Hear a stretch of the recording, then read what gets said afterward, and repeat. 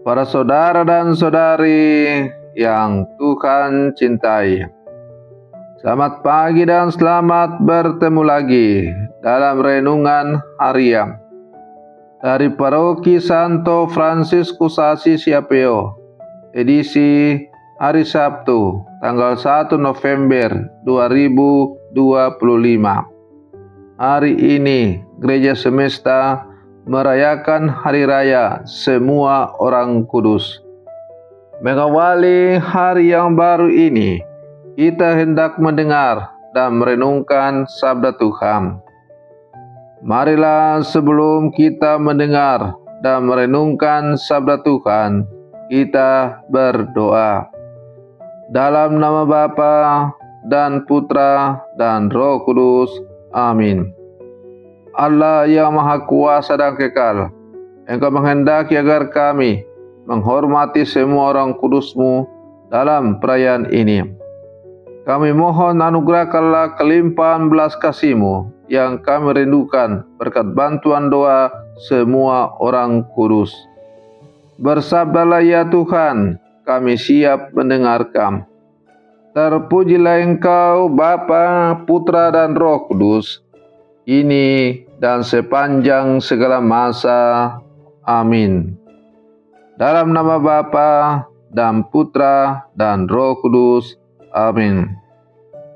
Para saudara dan saudari yang Tuhan cintai, sabda Tuhan yang hendak kita dengar dan kita renungkan untuk mengawali hari yang baru ini diambil dari Injil Matius pasal 5 ayat 1 sampai 12a.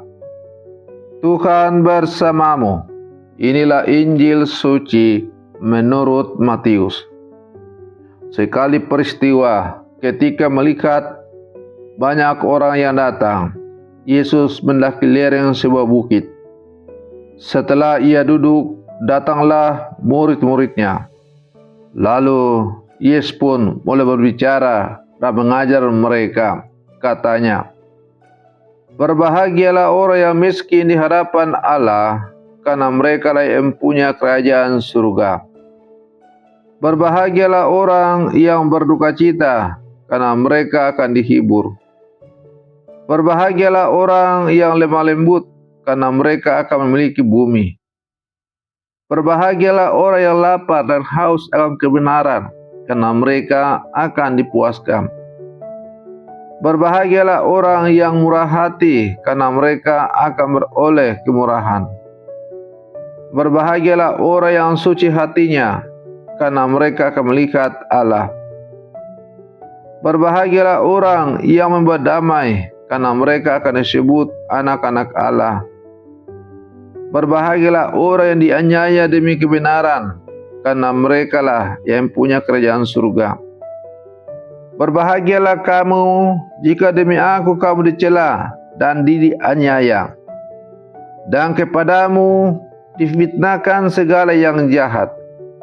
Bersukacitalah dan bergembiralah, karena besarlah ganjaranmu di surga. Demikianlah sabda Tuhan. Para saudara dan saudari yang Tuhan cintai, hari ini Gereja Semesta merayakan Hari Raya Semua Orang Kudus. Kita memperingati bukan hanya para kudus yang sudah dikenal dan digelari secara resmi oleh gereja seperti Santo Fransiskus Assisi, Santa Teresa dari Kalkuta, Santo Yohanes Paulus II, dan lain-lain. Tetapi juga semua orang yang hidupnya kudus di mata Allah, meskipun tidak dikenal oleh dunia. Termasuk mungkin orang-orang sederhana di sekitar kita yang setia mengasihi, berdoa, dan berbuat baik tanpa pamrih. Hari ini kita tidak hanya mengenang mereka, tapi juga dipanggil untuk meneladan mereka. Karena setiap orang yang dibaptis dipanggil menjadi kudus. Santo Paulus berkata, kamu telah dikuduskan dan dipanggil menjadi orang kudus. Para saudara dan saudari yang Tuhan cintai. Namun sekarang timbul pertanyaan, apa artinya menjadi kudus? Bagaimana jalan menuju kekudusan itu? Jawaban atas pertanyaan ini diberikan oleh Yesus melalui sabda Tuhan yang baru saja kita dengar dan kita renungkan bersama.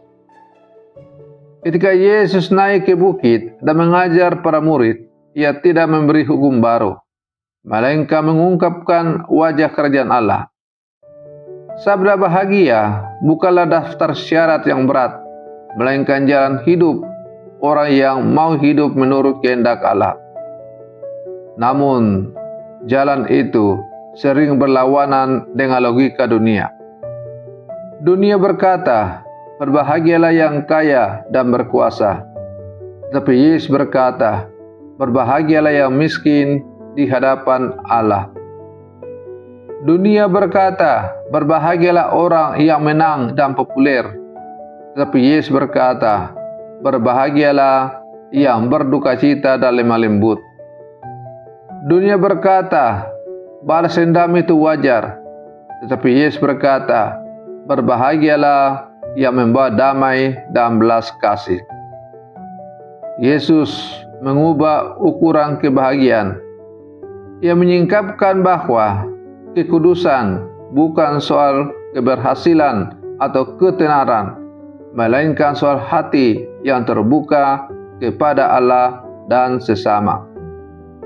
Para saudara dan saudari yang Tuhan cintai, para kudus bukanlah manusia super.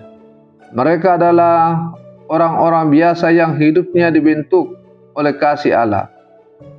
Misalnya Santo Fransiskus dari Assisi meninggalkan kekayaan dan menjadi saudara bagi yang miskin. Santa Teresa dari Kalkuta menemukan Kristus dalam wajah orang yang miskin dan sekarat. Santo Yosef tidak banyak bicara, tapi setia melaksanakan kehendak Allah dalam keheningan. Kekudusan tidak hanya ditemukan di biara atau di altar, tetapi juga di rumah, di tempat kerja, di ladang, di pasar, di ruang sakit, bahkan di jalanan.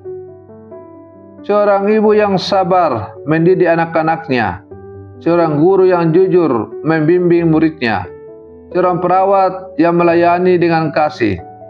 Mereka semua berjalan di jalan kekudusan. Yesus berkata, berbahagialah orang yang suci hatinya, karena mereka akan melihat Allah. Kekudusan berarti menjaga hati tetap bersih dari kebencian, iri, dan keangkuhan, agar kasih Allah bisa mengalir keluar melalui kita. Para saudara dan saudari yang Tuhan cintai, mungkin sering kita berpikir, saya tidak mungkin jadi kudus. Padahal kekudusan bukan hasil usaha manusia semata, melainkan anugerah Roh Kudus yang bekerja dalam diri orang yang terbuka. Tugas kita adalah membiarkan Allah membentuk kita melalui doa, sakramen, dan perbuatan kasih. Paus Fransiskus dalam ensiklik Gaudete et Exsultate menulis, kekudusan adalah wajah paling indah dari gereja. Tuhan memanggil kita semua menjadi kudus dengan menjalani hidup kita dengan kasih dan melaksanakan setiap tugas dengan cinta. Jadi, menjadi kudus bukan berarti melakukan hal besar, tetapi melakukan hal-hal kecil dengan cinta yang besar. Para saudara dan saudari yang Tuhan cintai, kita adalah murid-murid Yesus yang hidup di zaman sekarang. Mari kita berlangkah maju bersama, bergandengan tangan, terus berjuang setia dalam setiap panggilan karya kita masing-masing, melalui hal-hal kecil yang kita jalani secara rutinitas setiap hari. Tetapi apabila kita lakukan dengan setia, dengan cinta yang besar dan mengandalkan Tuhan, maka yakin dan percayalah bahwa kita telah berada di jalan kekudusan. Mari kita selalu berlaku adil, berkata jujur dalam seluruh kehidupan kita, maka kita telah berada di jalan kekudusan. Semoga permenungan saya untuk mengawali hari yang baru ini semakin menghantar kita untuk menjadi orang-orang kudus di zaman sekarang. Selamat pagi, Tuhan Yesus memberkati kita semua.